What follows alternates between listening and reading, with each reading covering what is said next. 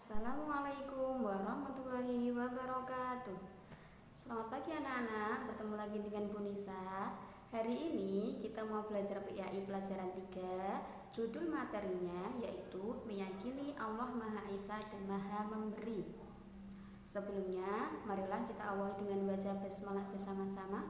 Bismillahirrahmanirrahim. Baiklah, tujuan pembelajaran hari ini adalah satu, agar anak-anak bisa paham makna Allah Maha Esa, dan yang kedua, agar anak-anak paham apa makna Asmaul Husna Al-Wahhab. Sebelumnya, anak-anak, adanya alam semesta adalah bukti bahwasanya Allah itu ada. Kita wajib beriman kepada Allah, wajib yakin bahwasanya Allah itu ada. Dan Allah mempunyai Asmaul Husna. Apa itu Asmaul Husna? Iya, Asmaul Husna adalah nama-nama Allah yang baik, dan jumlahnya ada 99.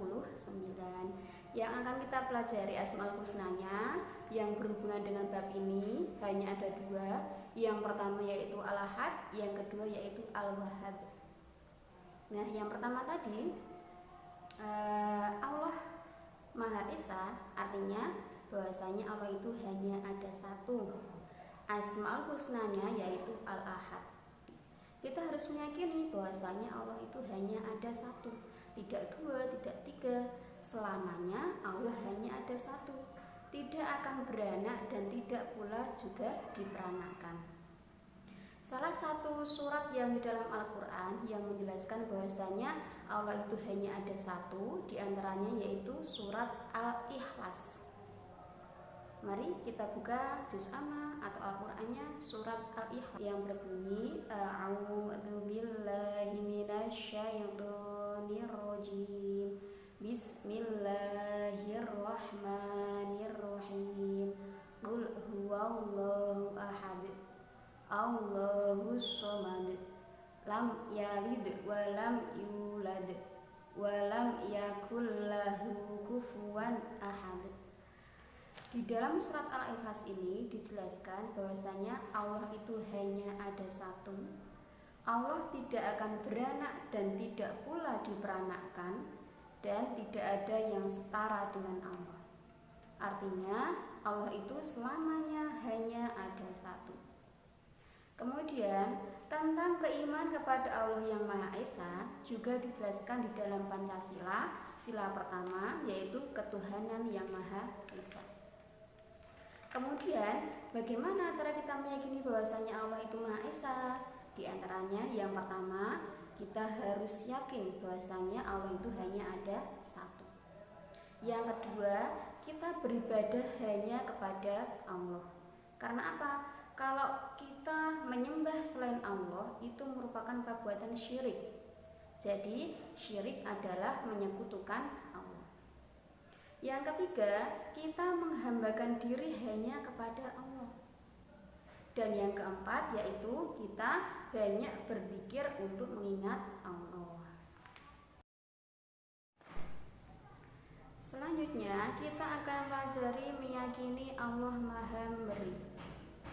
Allah Maha Memberi, Asmaul Husnanya yaitu Al-Wahhab. Jadi Al-Wahhab itu artinya Allah Maha Memberi. Allah menyediakan apa yang ada di alam semesta ini untuk mencukupi kebutuhan makhluknya, untuk mencukupi kebutuhan manusia.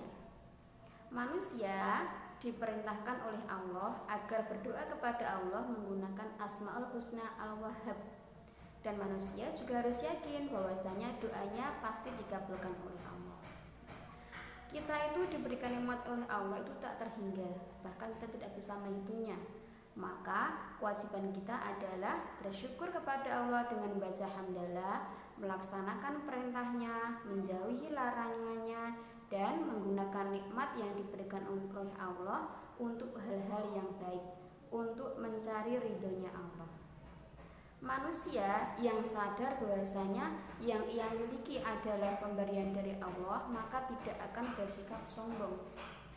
Dan nikmat Allah tadi bisa berubah menjadi murkanya Allah ketika manusia yang diberikan nikmat tadi tidak mau melaksanakan perintahnya Allah.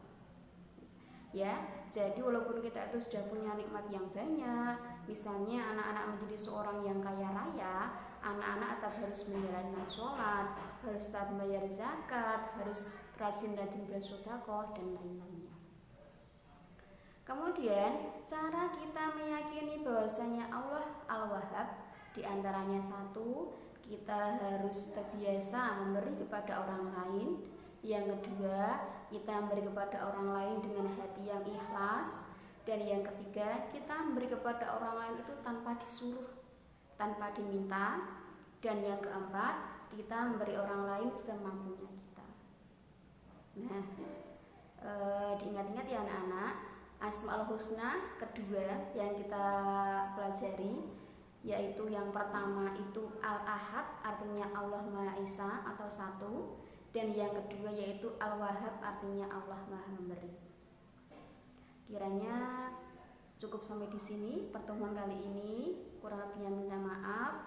Wassalamualaikum warahmatullahi wabarakatuh.